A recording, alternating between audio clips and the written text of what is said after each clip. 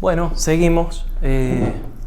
Vamos a hablar rápidamente de tres autores. Antes de entrar, seguimos con las previas, con los prolegómenos, pero antes de entrar de lleno en los autores críticos que nos interesan, vamos a tocar las ideas de tres pensadores que un tiempito antes de cuando se produce todo el periodo histórico que queremos estudiar, que es después de los años 60 del siglo XX, hay tres pensadores que sientan las bases de una perspectiva crítica, haciendo aportes a la criminología desde el marxismo, y sobre todo utilizando el método de análisis histórico del marxismo, que es el materialismo dialéctico, el materialismo histórico.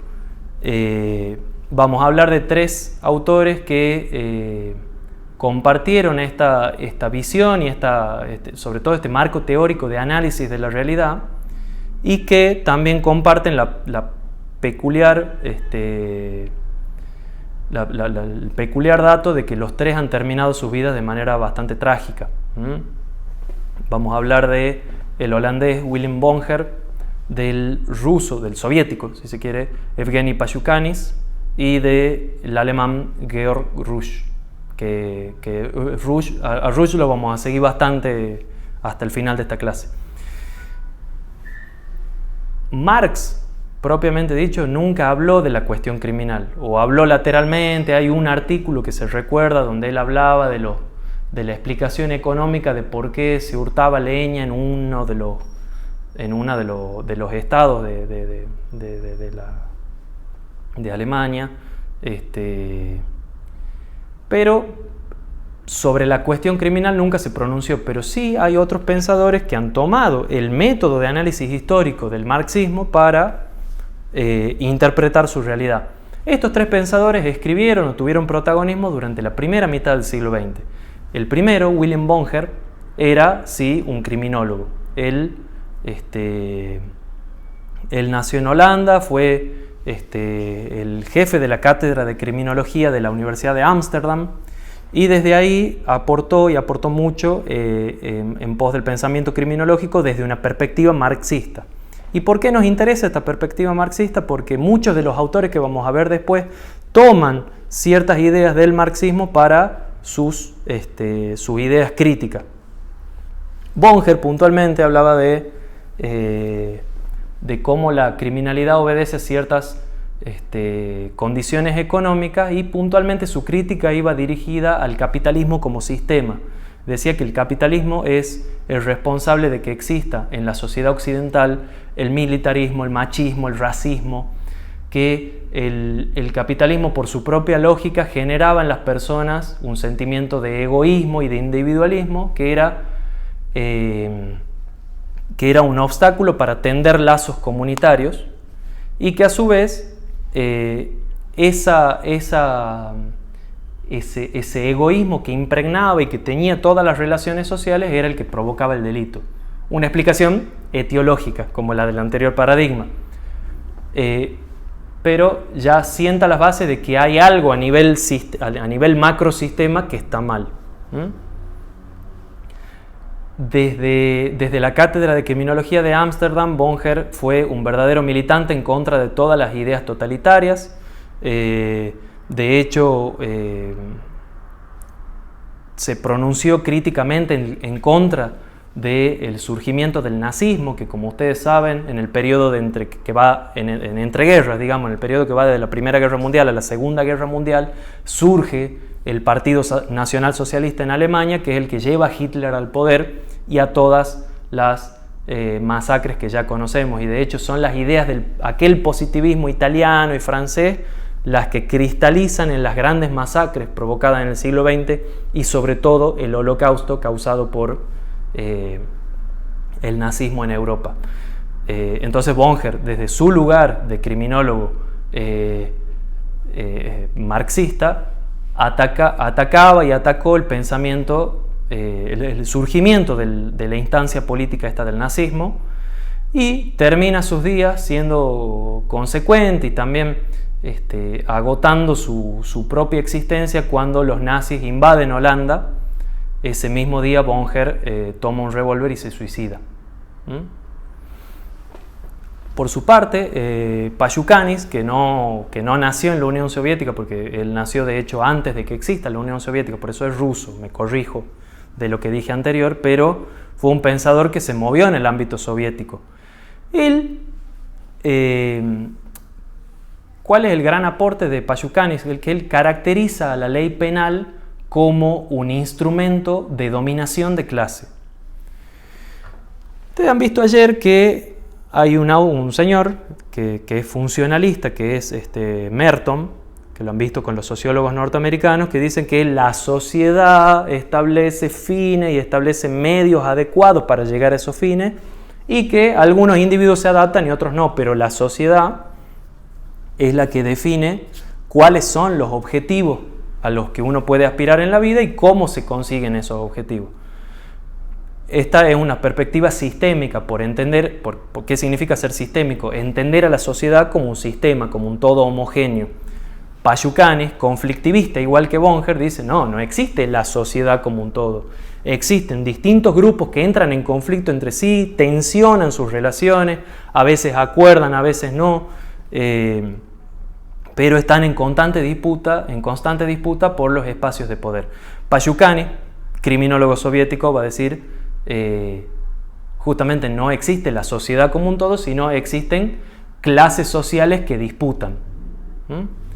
Y en ese marco la ley penal es un instrumento de dominación de una clase sobre otra. Es una herramienta que le sirve a la clase dominante para justamente ejercer su poder sobre todos los demás. Todo dispositivo de ejercicio del poder penal lleva la marca identitaria de los intereses de esta clase que lo pone a funcionar.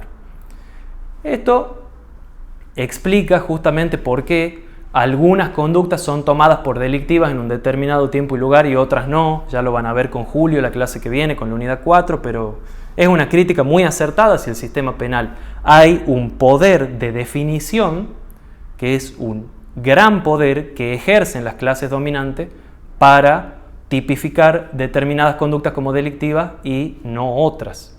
Es un poder de definición muy importante ese. Lamentablemente, Payukanis lleva a las últimas consecuencias sus ideas y dice, bueno, si nosotros estamos viendo que en la sociedad capitalista la ley penal sirve como herramienta de dominación, en una sociedad donde no haya opresores y oprimidos, en una sociedad donde no haya una clase que domine a todos los demás, no haría falta la ley penal como herramienta. Entonces, si nosotros estamos aspirando al ideal de una sociedad comunista y del hombre nuevo y de todo eso, la ley penal dejaría de ser una herramienta de utilidad. Pero lamentablemente eso signó su condena, porque esto no le gustó nada a las autoridades soviéticas, que inmediatamente tomaron esas ideas como subversivas y lo mandaron al pobre Payukanis a Siberia, deportado en un gulag a lo que pasaba siempre en todos los gulags, morirse de frío, de hambre y de soledad en el extremo norte del mundo, digamos. Ahí termina sus días don Evgeny Payukanis. Por su parte, el alemán Georg Rusch escribe un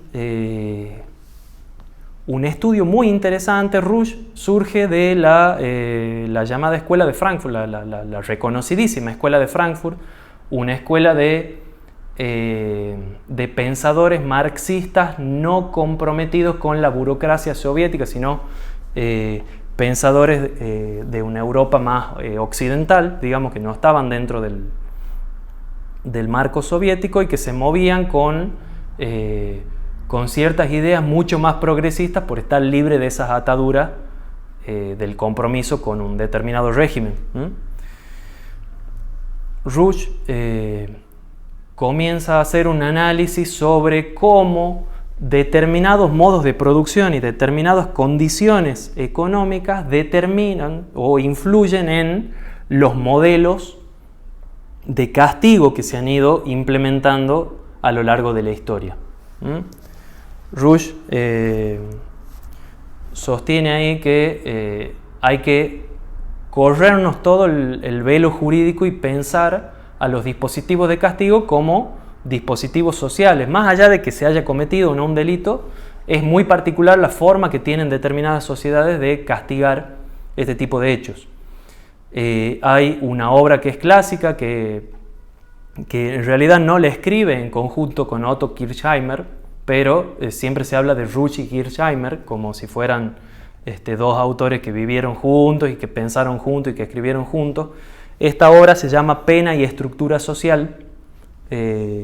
Está agotada hace más de 30 años, se volvió a imprimir en los años 60, originalmente es del año 38, pero se volvió a imprimir en los años 60, lleva mucho tiempo agotada, Pena y Estructura Social, que escribe Georg Rush y termina de pulir y arma el primer capítulo. Del capítulo 2 al 7 es lo más aprovechable, digamos, en materia criminológica. Al primer capítulo lo termina escribiendo Kirchheimer y en este libro se analiza de forma muy lúcida y de forma muy interesante la transición entre la Edad Media y la modernidad y cómo el surgimiento del capitalismo y la acumulación originaria de capital provocan la universalización de la pena de prisión tal como la conocemos hoy.